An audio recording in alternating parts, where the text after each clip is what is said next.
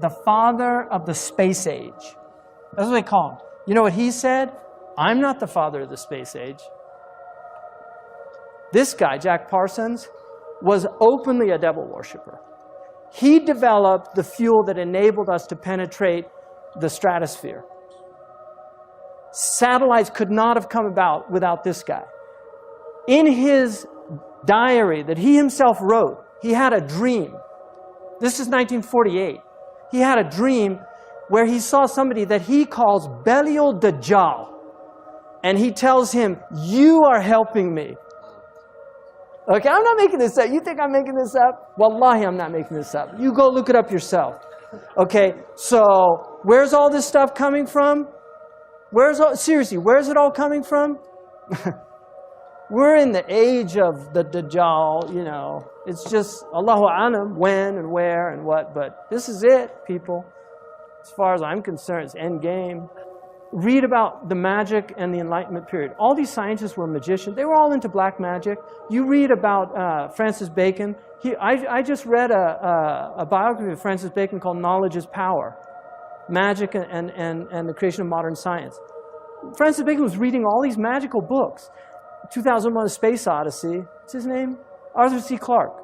Arthur C. Clarke, great technologist. He actually has most of the patents that enabled the satellites, right? If you look at his interview with BBC in 1961, where he predicts the internet, he predicts the cell phones, he predicts texting. He said that by the year 2000, people are going to have handheld devices that enable them to talk to anybody anywhere, right? Arthur C. Clarke said, and he has 3 laws of technology. One of his laws is, no technology reaches a level of complexity except it becomes indistinguishable from magic. So, you know, I don't know. I'm not a big fan. I'm not a Luddite, right? I'm using a microphone right now. I'm not a Luddite, but this whole worshipful attitude towards technology to me is really stupid. The Illuminati's agenda to use the Apple Computer Company to brainwash the masses in preparation for the transhumanist evolution, as well as prepare them to accept the mark of the beast. The Apple Computer Company is a sinister company being used in the Illuminati agenda to prepare the Antichrist kingdom. So the first thing that you just need to do is look at the logo. It's an apple, and there's a bite out of it. So what are they trying to say and symbolize with this logo? If you look at the official story, you're never going to get the truth. We're dealing with satanic secret societies. They keep everything secret. And so this is a symbol from Apple Computer of satanic Luciferian enlightenment, that godhood can be achieved by a bite out of the forbidden fruit. The first Apple was sold for $666.66. Historical first yesterday, as Apple, maker of MacBooks and the iPhone, of course, became the first public U.S. company to be valued at $1 trillion. It's the company that promised to change the world.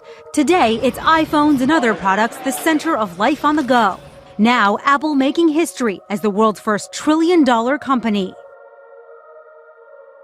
Now, this is an HP commercial, and as you can see, for those of you who study the Illuminati, you understand the transhumanist agenda. They believe that at some point they will become gods by merging themselves with technology. It's called the singularity. Ray Kurzweil, a Google executive, is actually saying that by 2045 we will achieve what he calls singularity, man merging with machine, therefore man evolving into a god.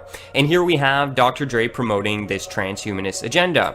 Later on in the commercial, the Beats by Dre conveniently comes here, and I mean, it's blatant, 666, the number of the beast.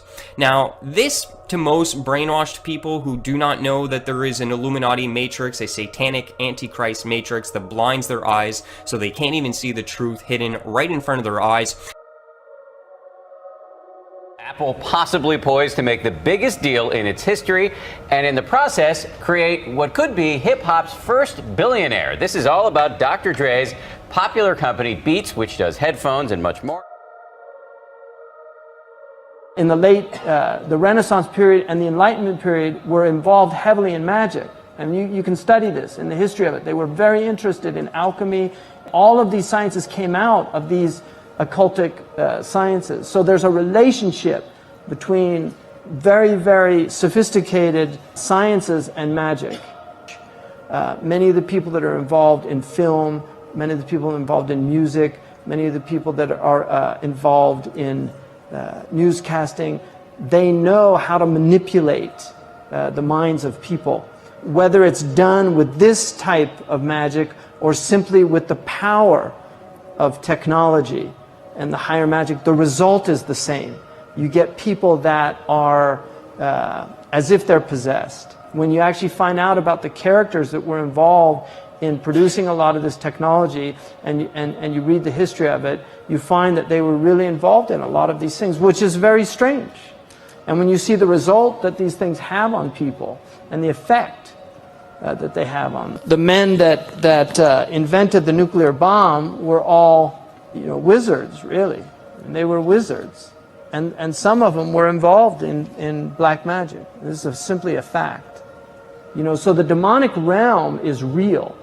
And there are people, unfortunately, that are actively involved in attempting to bring that realm into this realm. And this is where it gets very strange. As the Luciferian philosophy, they don't believe that there ever was a God, or that there ever is a God, aside from man himself. And man has not reached that state yet, but can, this is what they teach in the lodges, that if you perfect yourself as the temple of the God within, we've all heard this in the New Age movement, you too can become God.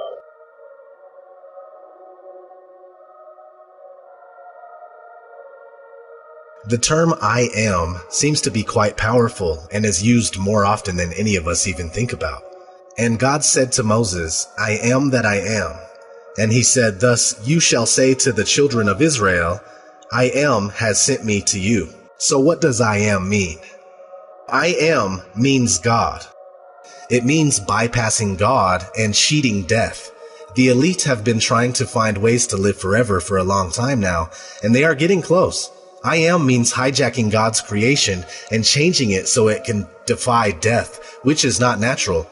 We are meant to live and die. It's as simple as that.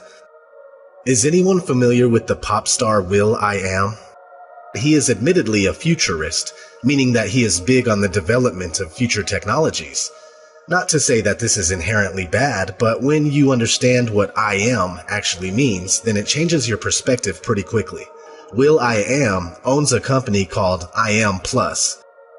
When you go to the About section of I Am Plus, it says this: I Am Plus is a Hollywood-based technology company. Our vision is to create a community of creatives and coders, and believe that through music and technology as the first step, we can usher in a powerful new era built on AI. Artificial intelligence, of course. So this is obviously a pro-transhumanism company. Not to mention, H+ is the abbreviation for transhumanism, and there is a magazine called H+, dedicated entirely to transhumanism. will.i.am seems like a harmless pop artist that makes music for little kids, but it goes much deeper than that. In fact, when you really pay attention to his music videos, you see a lot of transhumanist symbolism. It even shows in his work with the Black Eyed Peas.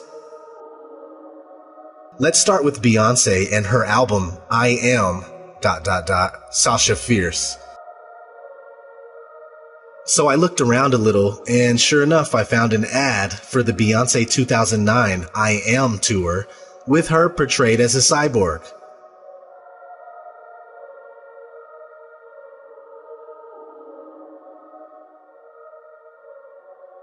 I also found a picture from a performance where she was dressed like the android from the 1927 movie Metropolis. In fact, Metropolis is one of the very first dystopian movies about transhumanism, and still shows up in a lot of today's pop music. In the movie, there is an inventor who creates a machine man that he considers to be the man of the future. The android has the ability of taking the form of any person, and the inventor says that no one will be able to tell a machine man from a mortal. It blows my mind that the transhumanist dream was already present back in the 1920s. And today we see Beyonce, Kylie Minogue, Janelle Monáe, Christina Aguilera, Lady Gaga, and many more paying homage to the metropolis, whether they are in the know or not. Let's check out a company called Ummah. This company is dedicated to figuring out how to upload people's consciousness into computers in order to live forever. What's interesting is that Ummah backwards says I am. You can't make this stuff up. One of the people that work there is Kate Aquino. She's listed as a futurist, and she's all over the internet under the handle Miss Metaverse, pushing the transhumanist agenda. Her father happens to be Michael Aquino, a satanic high priest and founder of the Temple of Set. But not only that, he was a lieutenant colonel for the United States military at the same time, and the military was fully aware. Here's an old newspaper article about Michael Aquino with the title "Devil Worshipper Holds Sensitive Army Post and Top Brass Says No Problem." Here he is hanging out with Anton LaVey, the founder of the Church of Satan. And it doesn't matter if you believe in that kind of stuff. The scary thing is that they do believe it, and they are acting on it.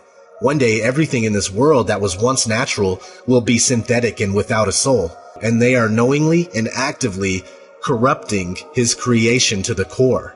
At least that's what they think.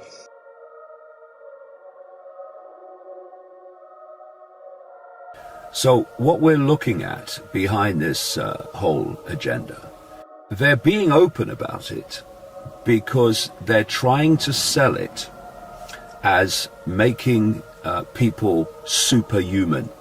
The whole term singularity refers to a point where artificial intelligence becomes greater in thinking potential than human consciousness, the human conscious mind.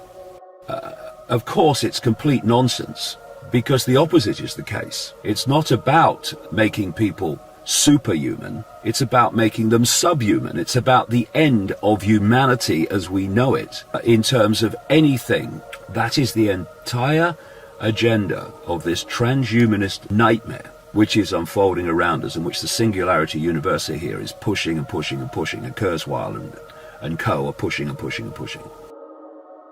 Here's the way they look at it. Here's their metaphor. Adam and Eve were held prisoner in the Garden of Eden by an unjust, cruel, and vindictive God until Lucifer set man free from this garden by giving him the gift of intellect. Through the use of intellect, man will conquer the earth, will conquer nature, and will himself become God. It's taught in every Masonic temple in this land, every secret brotherhood, every secret society, every mystical temple, every occult organization teaches the Luciferian philosophy.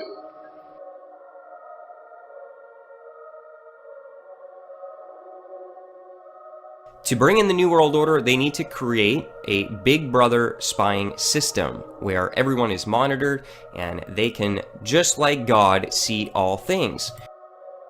People think of Google primarily as a search engine on the internet, which first of all gives it enormous power because of its domination of the search engine arena, because through algorithm codes and other technology and methods, they can manipulate the stories that appear most prominently on their search engine lists.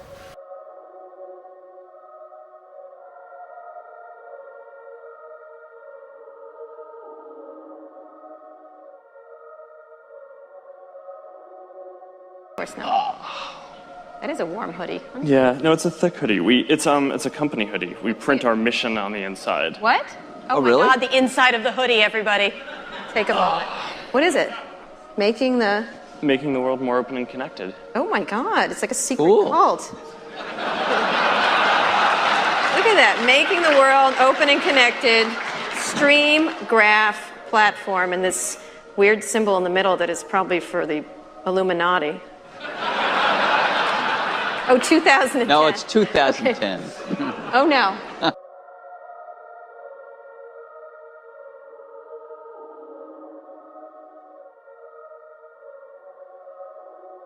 Here's the way they look at it. Here's their metaphor. Who brought man the gift of fire? They believe Lucifer. What was the gift of fire? Knowledge, intellect. Hasn't man created industry, culture, society, science from the use of one solitary thing? Fire. That the discovery or invention or harnessing of fire was one of the great scientific and technological discoveries in all of human history. Fire, to a great extent, made human civilization possible.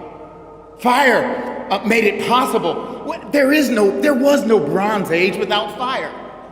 No Iron Age without fire. No Industrial Revolution without fire. The advances of science and technology are greatly dependent on the human ability and capacity to take fire and use it for human good. Fire makes it possible for us to text and tweet and email and Instagram and Facebook and socially be dysfunctional with each other. بلى من كسب سيئة وأحاطت به خطيئته فأولئك أصحاب النار هم فيها خالدون